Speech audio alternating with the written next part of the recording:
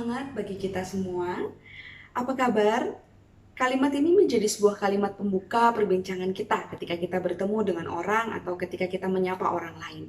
Dan saya bisa menebak jawaban kita seringkali kita jawab baik. Namun apakah benar kabar kita saat ini baik adanya? Atau jawaban baik itu hanya menjadi sebuah basa-basi belaka? Tentu ketika kita melihat realitas kita saat ini, kita perlu jujur bahwa tidak semua kita berada dalam kondisi yang baik. Kita perlu jujur bahwa saat ini ada orang-orang yang sedang mengalami hal-hal yang tidak menyenangkan. Ada orang-orang yang sedang menghadapi berbagai hal yang buat mereka secara pribadi ini menjadi sebuah kenyataan yang berat.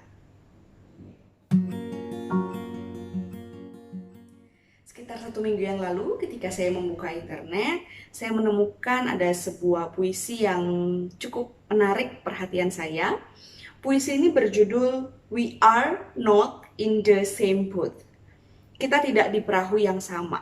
Di tengah banyak orang yang menyatakan di situasi sekarang kita ada di perahu yang sama, tapi puisi ini memberi sudut pandang yang lain buat kita. Saya akan membacakan secuplik puisi dan saya translate di dalam bahasa Indonesia.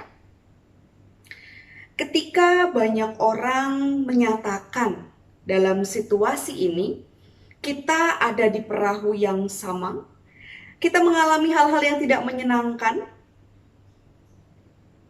tidak seperti itu. Kita berada di badai yang sama, tetapi tidak di kapal yang sama.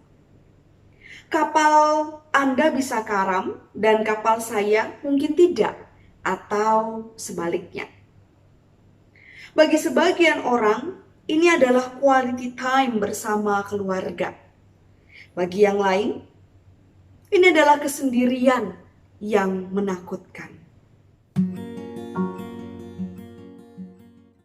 Bapak Ibu yang terkasih, kita berada di kapal yang berbeda. Dan perbedaan itu membuat sikap kita, tanggapan kita, tindakan kita tentu juga berbeda antara kapal yang lain dan juga kapal kita. Perbendaharaan kita dalam menghadapi sesuatu tentu juga berbeda. Lalu apa yang harus kita lakukan di tengah setiap perbedaan menghadapi situasi ini? Firman Tuhan di dalam Galatia 6 ayat yang kedua menyatakan, bertolong-tolonganlah menanggung bebanmu, demikianlah kamu memenuhi hukum Kristus. Kitab Galatia ditulis oleh Rasul Paulus menjadi surat kepada jemaat di Galatia.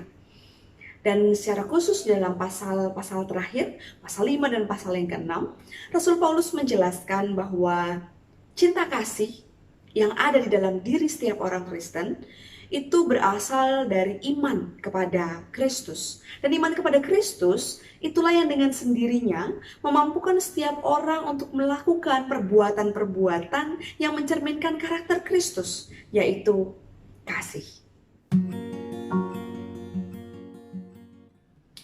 Kata beban di dalam KBBI dapat diartikan sesuatu yang berat, sukar, yang harus dilakukan atau ditanggung. Sedangkan kalimat bertolong-tolonganlah menanggung bebanmu, ini adalah kalimat present aktif imperatif yang berarti satu sama lain atau saling. Sehingga kalau kita mengartikan itu bisa diartikan saling tolong-menolong, saling menolong. Sehingga Galatia 6 ayat 2 ini mengajak kita setiap orang percaya untuk menerapkan ajaran kasih Kristus melalui perbuatan nyata yang tulus dalam kebersamaan dengan sesama. Inilah sikap yang harus kita bersama-sama lakukan. Apakah kita akan diam saja melihat kapal-kapal lain mungkin karam karena badai yang kita sama-sama hadapi? Nasihat Rasul Paulus ini mengajak kita untuk berempati kepada sesama kita. Jika kita ada dalam kabar dan kondisi yang baik, jangan lupa mengingat saudara-saudara kita yang lain yang mungkin sedang dalam kondisi tidak baik. Tapi kalau kita sedang ada dalam kondisi tidak baik, jangan menyerah. Karena Allah tentu punya banyak cara untuk menolong kita melalui sesama kita.